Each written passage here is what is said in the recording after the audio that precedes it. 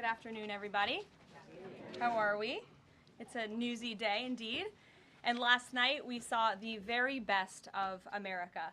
After spending nearly 300 days aboard the International Space Station, Butch Wilmore and Suni Williams are back on Earth. These two incredible astronauts were only supposed to be up there for 8 days, but because of the Biden administration's lack of urgency, they ended up spending 9 months in space. Joe Biden's lack of courage to act boldly and decisively was a big reason why Butch and Suni did not make it back until yesterday. But President Trump doesn't waste time. Immediately after taking office, President Trump directed Elon Musk and SpaceX to rescue these brave astronauts alongside NASA. The president also called the acting administrator of NASA and told her to bring the astronauts home as soon as possible. As acting administrator Janet Petro said herself yesterday, per President Trump's direction, NASA and SpaceX worked diligently to pull the schedule a month earlier. The president looks forward to welcoming Butch and Suni to the Oval Office when they are recovered. This historic mission brings new meaning to President Trump's promise to always look out for the forgotten man and woman. On another important matter, yesterday, President Trump and President Putin spoke about the need for peace and a ceasefire in the Ukraine war. Both leaders agreed this conflict needs to end with a lasting peace and also stressed the need for improved bilateral relations between the United States and Russia. President Trump also spoke with President Zelensky this morning to align both Russia and Ukraine in terms of their needs and requests. As President Trump has said repeatedly, the precious lives and money that both Ukraine and Russia have been spending in this war would be better spent on the needs of their people.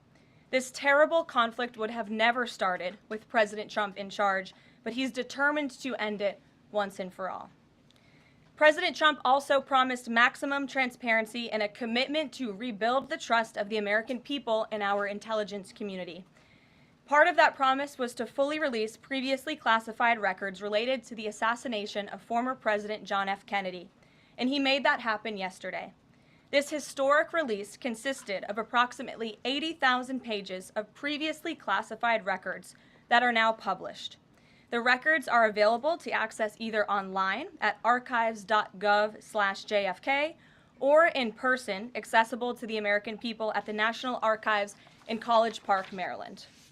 Records that are currently only available for in-person viewing are being digitized and will be uploaded in the coming days.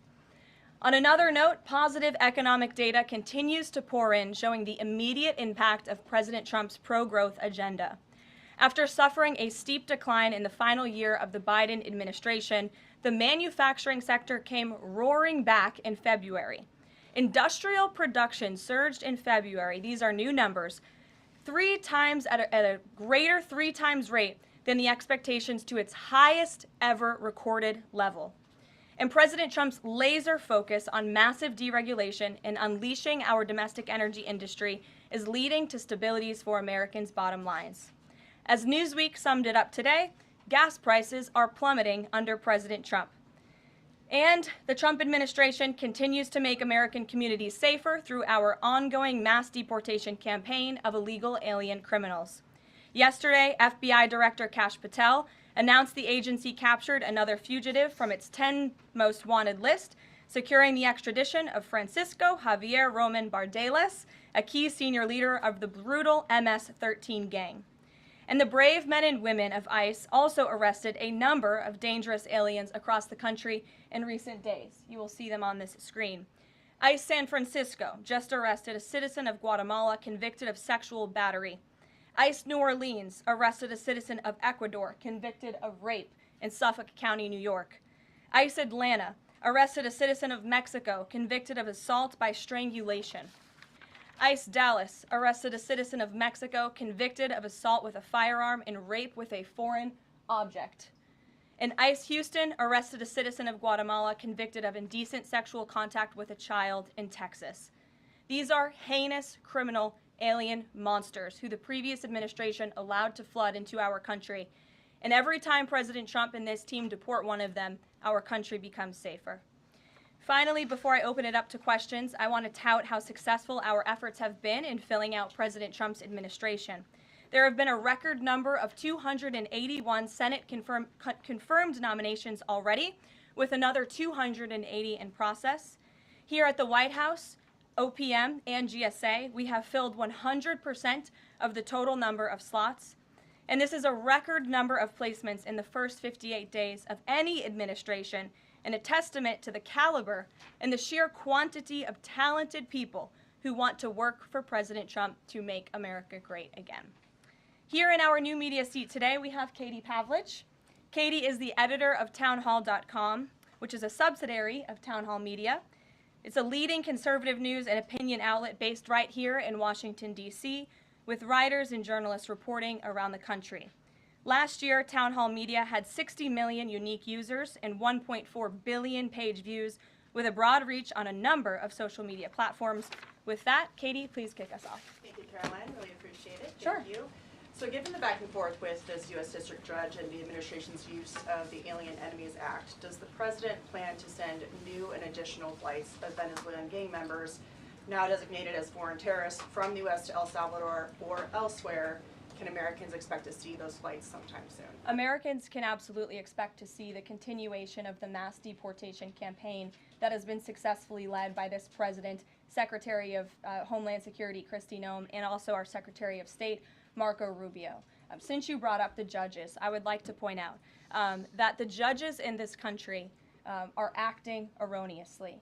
We have judges who are acting as partisan activists from the bench. They are trying to dictate policy from the President of the United States. They are trying to clearly slow walk this administration's agenda, and it's unacceptable. As the President said last night, we will continue to comply with these court orders. We will continue to fight these battles in courts, but it's incredibly apparent that there is a concerted effort by the far left to judge shop, to pick judges who are clearly acting as partisan activists from the bench in an attempt to derail this president's agenda. We will not allow that to happen. And not only are they usurping the will of the president and the chief executive of our country, but they are undermining the will of the American public, tens of millions of Americans who duly elected this president to implement the policies that are coming out of this White House. And then one more question. Senate Minority Leader Chuck Schumer said yesterday that he was united with Democrats in working against Americans who, quote, their attitude is, I made my money all by myself, how dare your government take my money from me? Or, I built my company with my bare hands, how dare your government tell me how to treat my customers? What is the president's response to this, given his upcoming tax agenda and need to work on Capitol Hill? Well, we certainly hope that Democrats all of a sudden are for more money in the pockets of the American public. The president has made it incredibly clear that he is committed to tax cuts. He is committed to passing a big reconciliation package later this year, ending no taxes on tips, taxes on overtime, no taxes on Social Security for our hardworking seniors. And we encourage everybody on Capitol Hill to support that when it comes to the finish line, especially Democrats who clearly need a boost from the American public right now. Their approvals are at an all-time record low. Thanks for being with us, Katie. Garrett. I have one other question, but I want to follow up on Katie's question, actually. You said the mass deportation campaign would continue, but she asked about the flights specifically. Will those flights to El Salvador continue while this case is being appealed? We don't have any flights planned specifically, but we will continue with the mass deportations. And I would just like to point out that the judge in this case is essentially trying to say that the president doesn't have the executive authority to deport foreign terrorists from our American soil. That is an egregious abuse of the bench. This judge does not have that authority. It is the opinion of this White House and of this administration, and that's why we're fighting this in court. And it's very, very clear that this is an activist judge who is trying to usurp the president's authority. Under the Alien Enemies Act, the president has this power, and that's why this deportation campaign has continued. And this judge, Judge Boasberg, is a Democrat activist.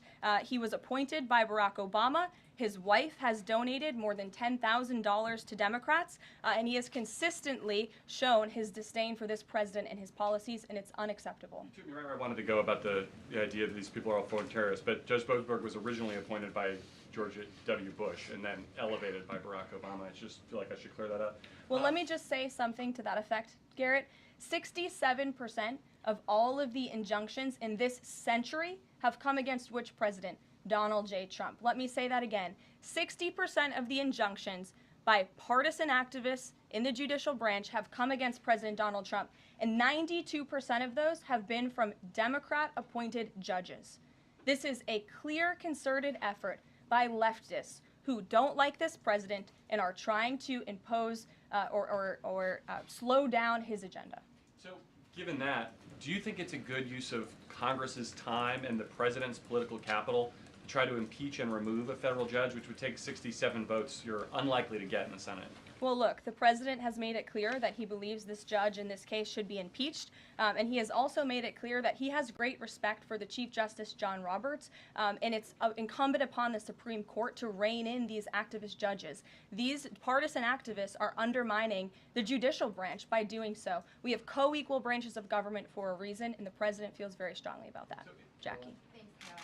What options does the president have to, he says he's going to follow court orders. He wouldn't defy a court order, but he's raised these concerns about these judges acting in such a partisan way.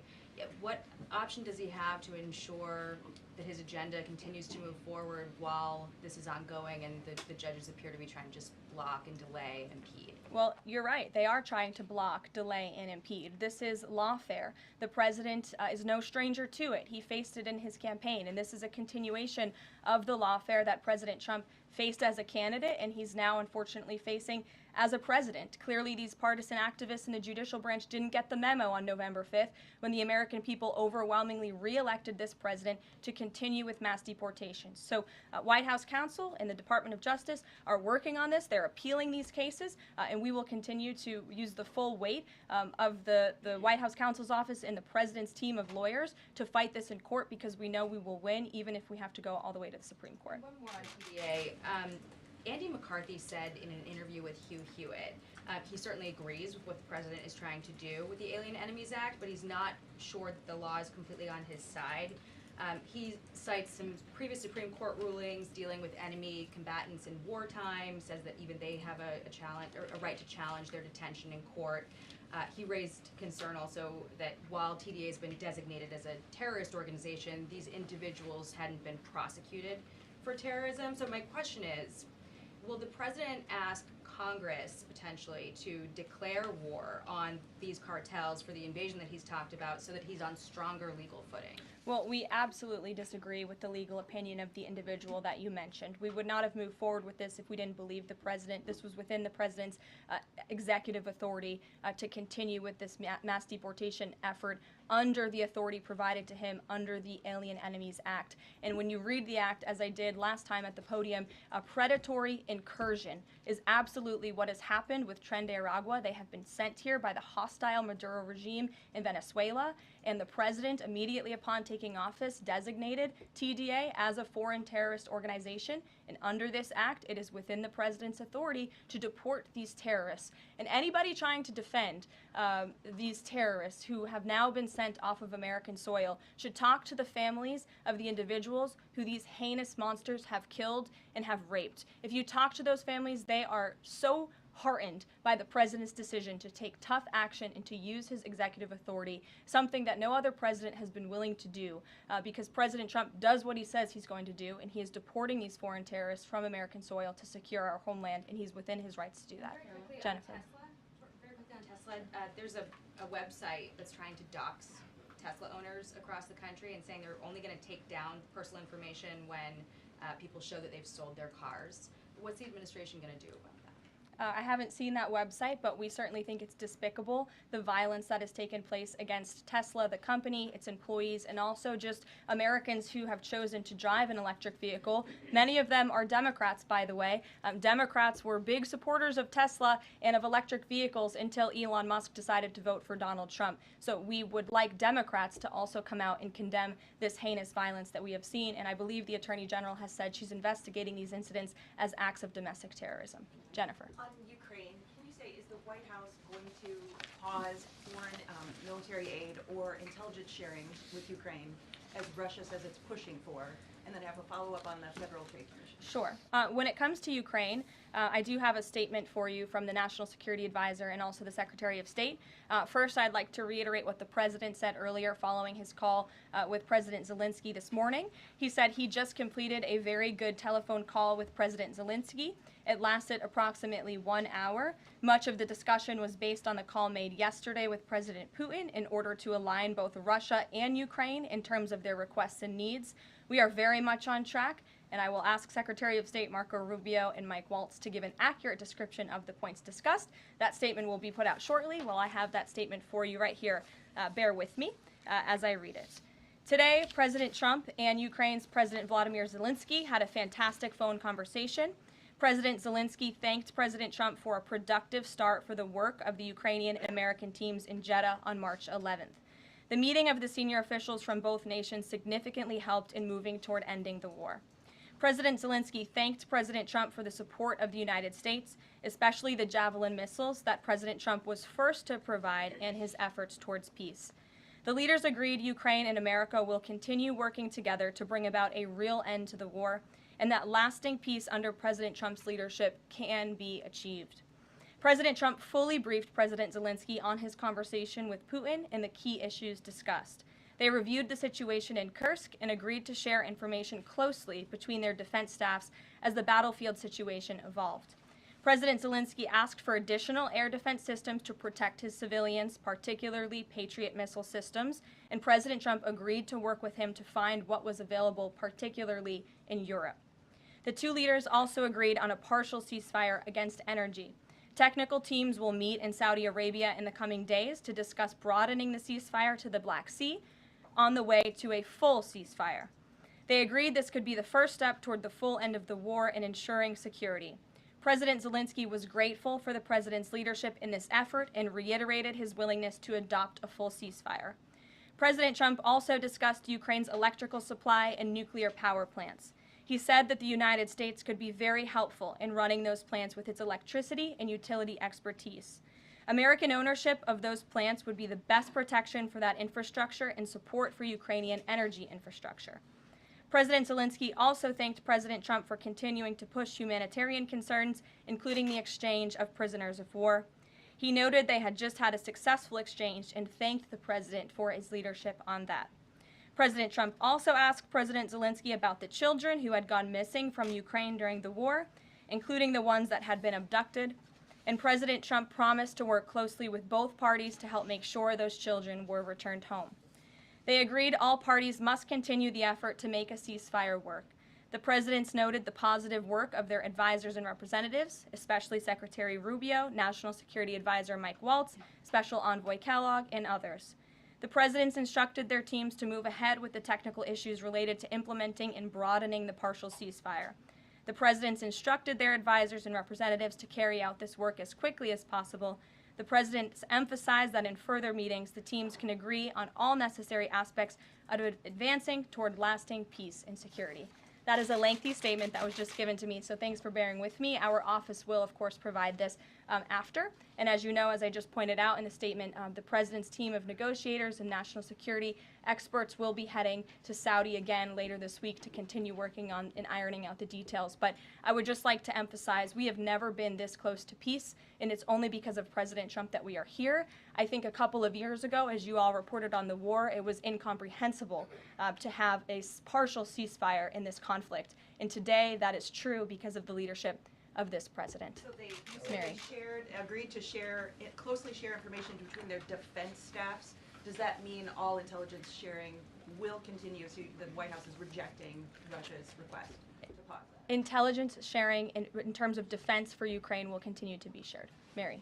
Thanks, Caroline. I have two questions. One on the United States Institute of Peace and then on the Supreme Court, if that's okay. Sure.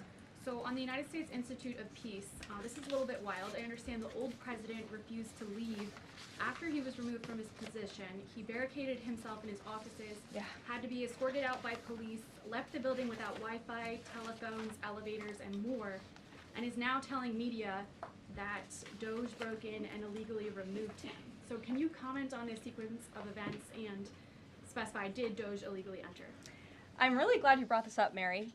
We were made aware of this story by individuals at Doge, at Elon Musk's team, and also at the State Department who were unable to access this building.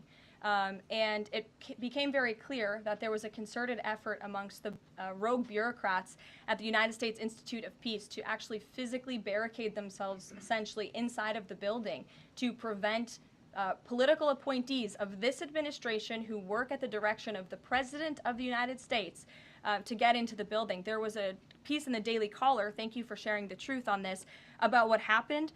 Staff contacted the MPD in an attempt to prevent DOJ personnel from entering. They barricaded the doors.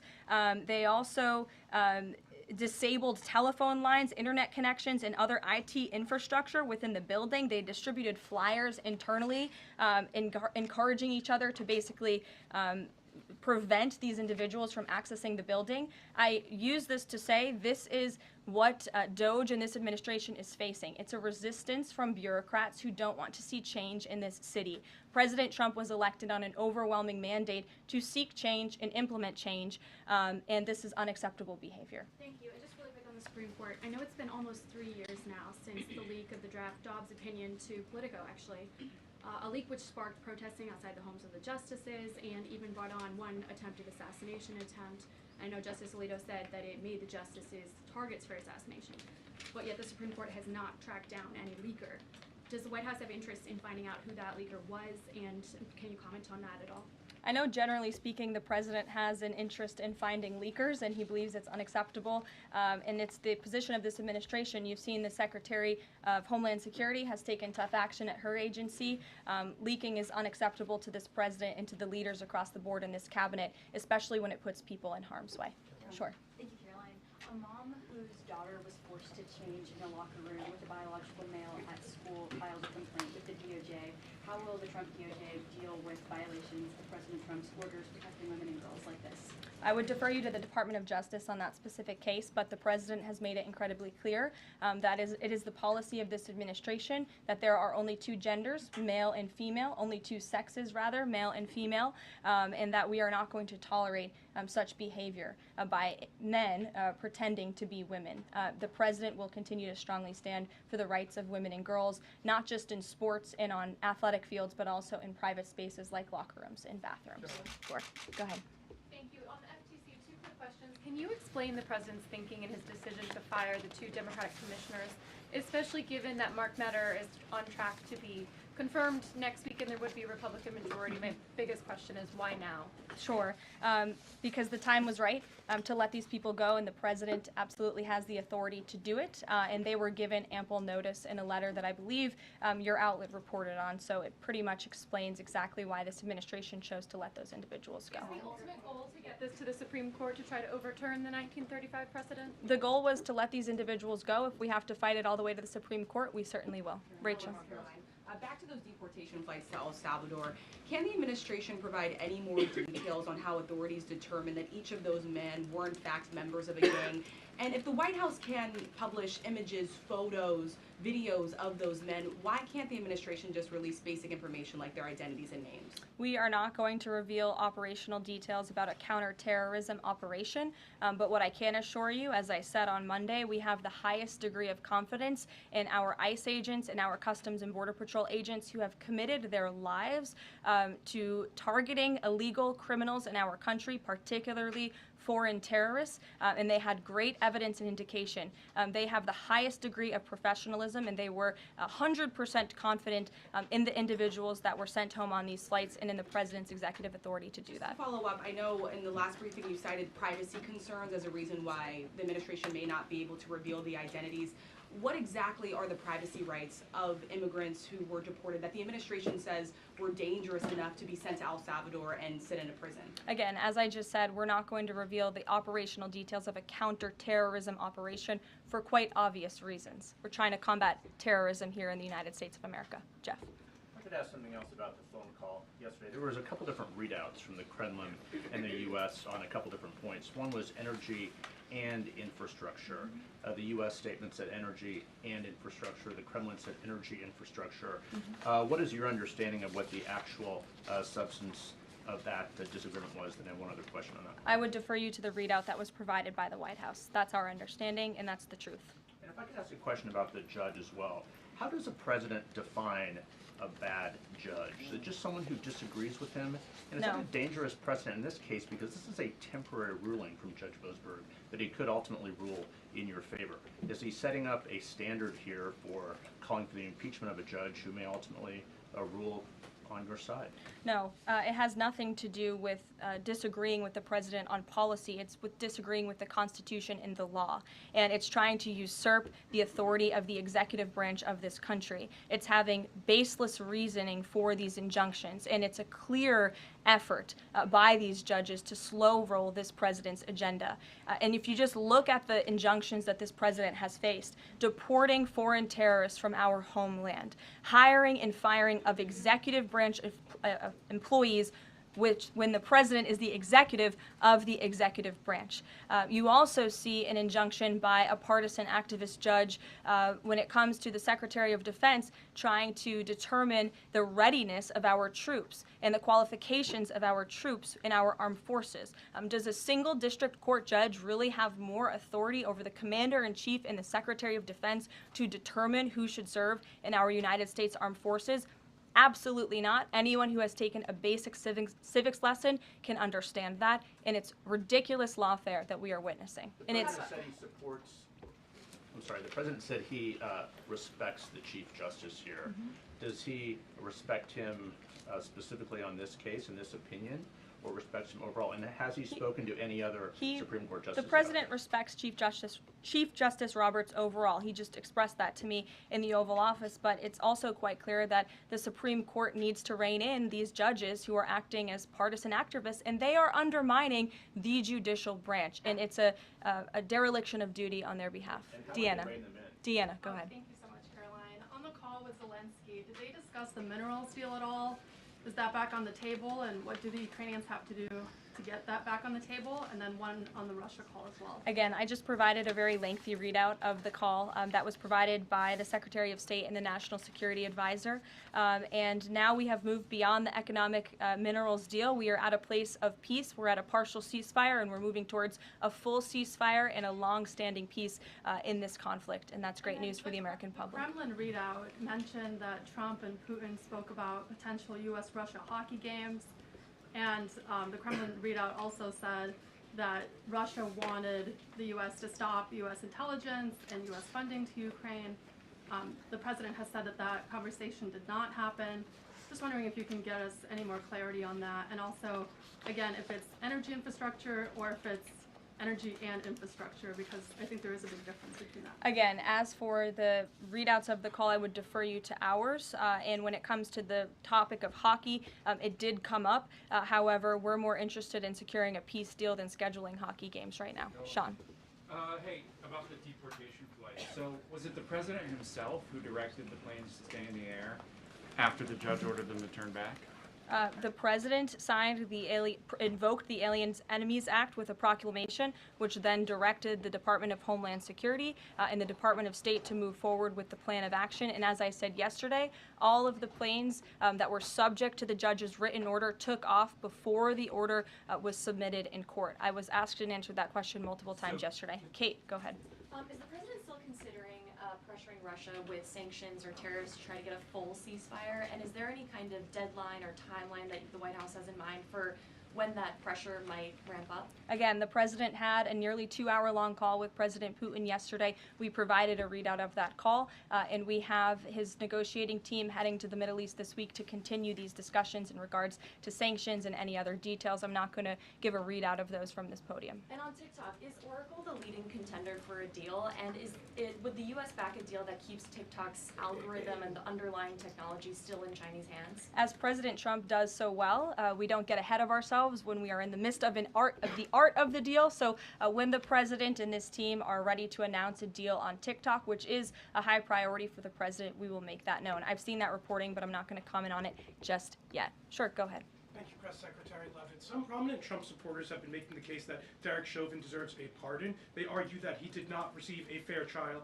Joe Biden and other Democrats actually implied that he was guilty while the trial was going on. BLM rioters had these jurors under immense threat and pressure. mainstream media, frankly, many news outlets here today are complicit here. They chose to ignore the autopsy report. They chose to ignore the full body camera footage. They decided to slander Derek Chauvin as a racist cop instead. Does the administration believe Derek Chauvin received a fair trial, and will they consider a pardon moving forward? The president has been asked and answered this question. He said it's not something he's considering at this time. Philip. Thank you. Two questions. First, just a follow-up on the readouts from those calls. When it comes to the discrepancies between the U.S. and Russian readout of that call between President Trump and Putin, is it the president's assessment that something is getting lost in translation, or does he believe that the Russians are trying to play games here? Nope. The president believes in his team that put the readout out, and he also put his own out on Truth Social. We've been incredibly transparent about all of the president's calls with foreign leaders, and again, I would defer you to the readout. And then following up Michael. on... Thank you, Caroline. White House said yesterday that gas prices across the U.S. have fallen for the fourth straight week. 34 states now seeing gas under $3 a gallon. This limited ceasefire with Ukraine regarding oil refineries, energy, will that affect gas prices here in the U.S.? Well, it's certainly the president's hope that gas prices will continue to fall, and he's working every single day to ensure that we do. As you just mentioned, there's been very encouraging data. Inflation is cooling and gas prices are falling. The president has established a National Energy Dominance Council, and it's ultimately the president's goal. And this administration is working hard on it every single day to increase our energy production right here in the United States of America, to have it Trump energy boom like we saw in our first term, which will not only lead to lower fuel prices here at home, but also lessen the rate of inflation that was created by the previous administration. One more on Tesla, Caroline. Tim Waltz, Governor Waltz, saying last night he frequently checks Tesla stock, in doing so to, quote, give me a little boost during the day. How should Americans view politicians who take pride in the downfall of an American car company? I think that's quite sad, but I think Governor Walz unfortunately is living a sad existence after his devastating defeat on November 5th. Reagan, go ahead. Thank you, Caroline. Across the country, Tesla cars are being lit on fire, dealerships are being shot up, Molotov cocktails are being used. There was a website posted yesterday that shared the addresses of private Tesla owners and reportedly had Kash Patel's information on it. AG Bondi has called this acts of domestic terrorism. Does the White House have any indication that this is some sort of coordinated movement or that it's being funded by some outside group? And do you know if the investigation by the DOJ is being investigated as incidents of organized terror? I believe the Attorney General has made her comments clear on that. She is investigating these events as acts of domestic terrorism, and we fully condemn them. And as I said earlier to Jackie's question, we think it's despicable what is happening to not just this American company, but also their innocent employees. And again, innocent Americans who drive these vehicles. And we condemn it wholeheartedly. Sure. More than 24,000 workers in 18 agencies are in the process of being reinstated. What is your message to these workers, and can you assure them they will be fired again as the administration directs agencies to do more layoffs? Well, the administration is complying with the court's order. Again, as I have spoken about repeatedly, we think it's despicable that we have judges acting as judicial activists, partisan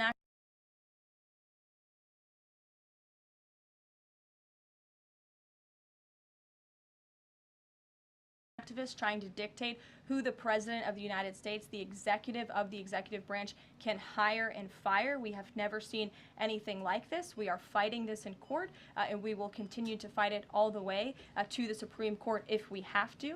And as for federal employees, it's been the very common sense position of this president and the administration that bureaucrats here in Washington, D.C. need to show up to the office just like the rest of America. Middle-class Americans, from doctors to business owners, to teachers, to law enforcement officers, have to show up to their offices every single day. And the president has made it a clear priority that people in this city have to do the same. And we are also continue to be committed to reducing the scale of our workforce and to reducing the size of our federal bureaucracy here in Washington, D.C. to save taxpayers' money.